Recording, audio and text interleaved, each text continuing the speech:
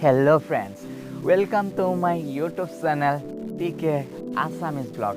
বন্ধুসকল আপোনালোকৰ বাবে লৈ আহিছো মই এটা সুমধুৰ কবিতাৰ শিৰোনাম শৰতৰ পুৱা। শুনি লওকচোন এবাৰ কবিতাটো কেনেকুৱা। নমস্কাৰ। কবিতাৰ শিৰোনাম শৰতৰ পুৱা। শৰতৰ পুৱা দুবৰি বনত নিয়ৰত ভৰি আছে পদূলিৰ মুখত তলসৰা শেৱালিৰ সুগন্ধি। চাৰিওফালে বিয়পি পৰিছে সেই পুৰণি ছবিটি।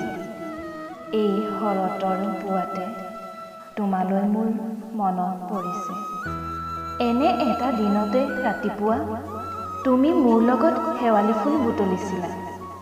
কিমান যে ভাল লাগিছিল মোৰ তেতিয়া।